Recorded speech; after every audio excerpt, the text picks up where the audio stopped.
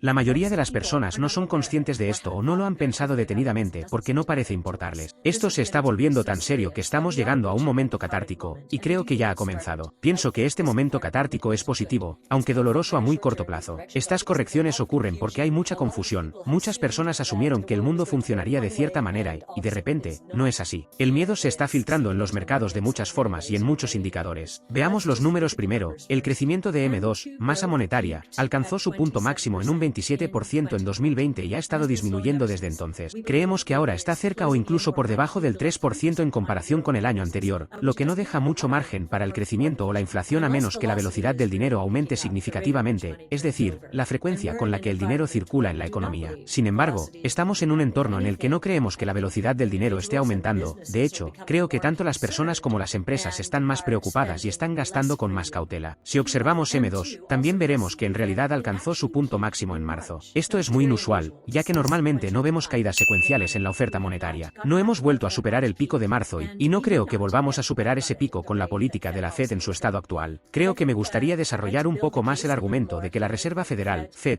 probablemente está cometiendo un error. Digo, probablemente, porque tengo que hacerlo desde un punto de vista de cumplimiento normativo, pero realmente creo que la Fed está cometiendo un error. Reflexionando un poco más sobre el discurso de Jackson Hole que el presidente Powell dio a finales de agosto, hemos llegado a la conclusión de que realmente piensa que es la reencarnación del presidente Volcker, que necesita tomar un mazo y golpear la inflación, tal como lo hizo Volcker. La historia ha tratado a Volcker con mucha amabilidad, ya que logró revertir la inflación. Sin embargo, lo que él hizo fue detener una inflación que se había estado acumulando durante 15 años. Todo comenzó en 1964 con la guerra de Vietnam y la Gran Sociedad, cuando bajo la presidencia de Johnson se implementaron muchos programas sociales. Durante 15 años, tanto la política fiscal como la monetaria se descontrolaron. Si miramos la historia, incluso después de crisis como el embargo petrolero y los estímulos que surgieron a raíz de ello, tanto en política monetaria como fiscal, nunca vimos el tipo de desaceleración en la política monetaria y fiscal como la que estamos viendo ahora. El gasto federal sigue cayendo un 14% en comparación con el año anterior. Nunca se vio una disminución en el gasto fiscal en los años 70. La política monetaria parecía estar en piloto automático en aquel entonces, y el dólar se estaba desplomando hacia el final de la década, lo que agravó aún más la inflación. El presidente Volcker restringió drásticamente la oferta monetaria y logró frenar la inflación. Sin embargo, tomó mucho tiempo para que la gente creyera que la inflación realmente había alcanzado su punto máximo. De hecho, muchos no creyeron que el pico de inflación había sido en 1981 hasta que los precios del petróleo colapsaron en 1986. Las expectativas inflacionarias estaban tan arraigadas en el sistema que fue muy difícil revertirlas, y Volcker hizo un trabajo magistral en ese sentido. Pero en aquel entonces, la inflación se había estado acumulando durante 15 años antes de que la Reserva Federal tomara medidas drásticas. Esta vez, no ha sido un problema de 15 años, sino de 15 meses. Desde nuestro punto de vista, fue causado principalmente por una serie de choques importantes al sistema, como nunca habíamos visto antes. No habíamos tenido una pandemia global desde la gripe española, ni habíamos enfrentado problemas en la cadena de suministro durante 2 años debido al pánico por el COVID. Y,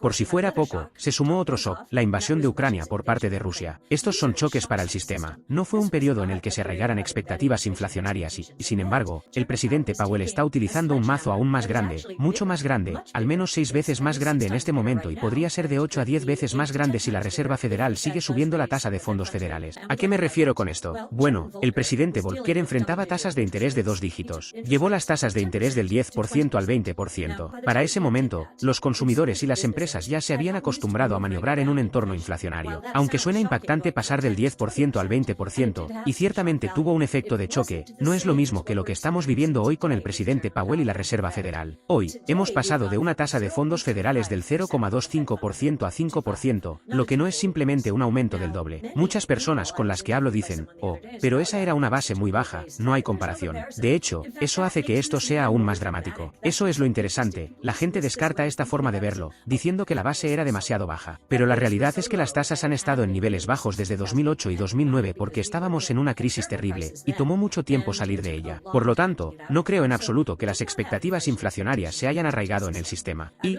sin embargo, el presidente Powell está actuando como si lo que ocurre hoy con la inflación fuera mucho peor de lo que heredó Volcker. Partiendo de una base baja, esto realmente está sacudiendo al sistema, especialmente considerando cuánto tiempo han estado bajas las tasas de interés. Por eso cuestiono la premisa de quienes dicen, oh, esto es tan diferente, es una base tan baja. Ese es precisamente el punto, es una base baja. Esto representará un aumento de 16 veces en comparación con el aumento de solo el doble que implementó Volcker. Ahora, hemos estado esperando serias repercusiones, tanto financieras como de otro tipo, debido a esta política monetaria, y ya hemos visto la primera. Pero la mayoría de las personas en Estados Unidos Unidos no son conscientes de ello o no han reflexionado lo suficiente al respecto, porque no parece afectarnos directamente. Sin embargo, yo estaba en el Reino Unido en el momento en que experimentó su momento Lehman. El término momento Lehman se refiere a un colapso del sistema financiero. ¿Qué significa esto exactamente? Bueno, existe un concepto llamado inversión impulsada por pasivos, LDI, por sus siglas en inglés, que es una estrategia en la que los fondos de pensiones intentan igualar sus pasivos con activos. En su forma más pura, igualarían uno a uno la cantidad que deben pagar a los pensionistas al jubilarse. Ahora bien, sería ideal que lograran igualar completamente los activos con los pasivos desde el punto de vista de la seguridad del sistema, pero no lo hacen. En un entorno de tasas de interés extremadamente bajas, los bancos y los fondos de pensiones se acostumbraron a usar derivados y tomar atajos para intentar alcanzar el mismo objetivo. Después de un periodo prolongado de tasas de interés bajas, alguien me comentó el otro día, mientras hablábamos sobre la crisis de LDI en el Reino Unido, que la razón por la que es tan grave es que los patrocinadores de los fondos de pensiones y los bancos comenzaron a asumir que las tasas de interés se mantendrían muy bajas durante mucho tiempo, prácticamente hasta donde alcanzara la vista. Esa suposición se incorporó en el tipo de actividad con derivados que estaban llevando a cabo. Nadie esperaba un aumento abrupto en las tasas de interés. Cuando esto ocurrió, los fondos de pensiones comenzaron a recibir llamadas de margen que no podían cubrir. De hecho, si las tasas de interés hubieran alcanzado el 8% y creo que en el Reino Unido llegaron al 6%, si hubieran alcanzado el 8%, según algunas de las personas cercanas a la situación con las que hemos consultado, entonces el sistema de pensiones habría colapsado. Pero en realidad, no habría sido solo el sistema de pensiones lo que colapsaría. Lo que realmente habría colapsado, si los fondos de pensiones no hubieran podido cumplir con esas llamadas de margen, habrían sido los bancos, que en este caso eran las contrapartes de estos derivados. Por ello, el Banco de Inglaterra tuvo que intervenir y básicamente decir algo muy similar a lo que el presidente del Banco Central Europeo en 2011, vamos a hacer todo lo posible, cueste lo que cueste. Mientras que el Banco de Inglaterra había sido casi obligado, debido a la depreciación de la moneda, a seguir a nuestra Reserva Federal con tasas de interés más altas, esto iba a causar un gran daño a su sistema, y por lo tanto,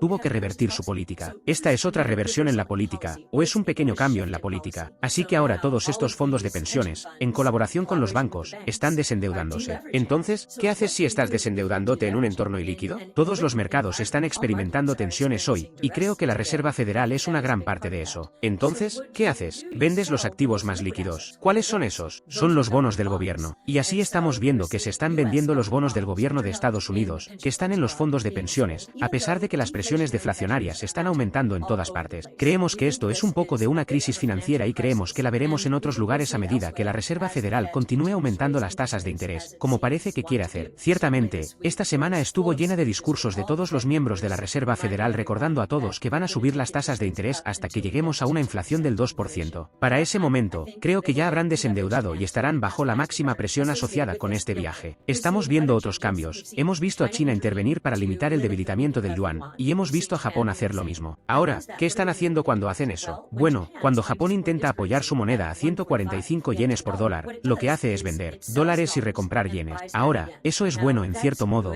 ya que está haciendo parte de lo que la Reserva Federal debería estar haciendo aquí. En realidad, está proporcionando liquidez en dólares al resto del mundo. China está haciendo lo mismo, y así veremos qué sucede a partir de aquí. Creo que esto se está volviendo tan serio que estamos alcanzando un momento catártico, y creo que comenzó con el viaje de la culpa, y la Reserva Federal ha reconocido que hay ramificaciones internacionales por lo que está haciendo, pero está pensando primero en los Estados Unidos. Esto me recuerda mucho a principios de los años 80 y lo que sucedió en esa época. Hubo dos acuerdos, el Acuerdo Plaza y el Acuerdo Louvre, donde los ministros de finanzas de todo el mundo acordaron vender dólares para limitar el impacto deflacionario en el resto del mundo. Cuando hablo de impacto deflacionario, me refiero a que hay países cuyas monedas se están desmoronando, por lo que su tasa de inflación parece indicar que están en una hiperinflación o que se dirigen en esa dirección, pero están siendo ahogados por deudas denominadas en dólares que no pueden manejar. Esto termina siendo una situación bastante deflacionaria a largo plazo. Nos estamos preguntando cuál es el eslabón débil en los Estados Unidos. ¿Son nuestras pensiones? No lo sabemos. Sabemos que hay estrategias de LDI en los Estados Unidos, y no son tan apalancadas como entendemos, pero uno nunca sabe. Si no son las pensiones, ¿cuáles son algunos de los eslabones débiles que estamos viendo? Hemos estado preocupados por el crédito automotriz desde hace un tiempo y ahora tenemos más razones para estarlo. Ayer obtuvimos el índice de autos usados de Manheim, que es un índice de precios de valor, y cayó otro 3%. Además, tuvo una caída de más del 4% el mes pasado. Así que ahora lo que tenemos es que el aumento interanual ha pasado del 54% a menos del 0.1, así que ahí tienes, Reserva Federal, otra indicación de que la deflación está en el sistema. Ese índice alcanzó su pico en enero y ahora ha bajado un 14% solo desde enero, está declinando a un ritmo superior al 20%. Ahora, ¿por qué es esto importante? Bueno, gran parte del papel automotriz que hay hace suposiciones, o los inversores hacen suposiciones sobre los valores residuales de los automóviles, y esos valores residuales han estado aumentando, tal vez no tanto como el índice de precios de autos usados, pero han sido firmes. Si estamos en lo correcto, el índice de precios de autos usados va a colapsar aquí. ¿Por qué? Porque muchas personas compraron autos durante el COVID porque querían evitar el transporte público. En condiciones normales, no necesitaban ese automóvil. No obstante, estaban bastante contentos de ver que los precios de los autos usados estaban subiendo con la idea de que, cuando todo estuviera claro, volverían a vender en el mercado de autos usados. Y como mencioné, los precios de los autos usados estaban arriba un 54% en comparación con el año anterior en un momento. Ahora están estables o en descenso, y ahora los concesionarios que pagaron demasiado por los autos usados están enfrentando pérdidas, y van a tener que deshacerse de esos inventarios porque los inventarios cuestan dinero para mantener, especialmente a medida que las tasas de interés están aumentando.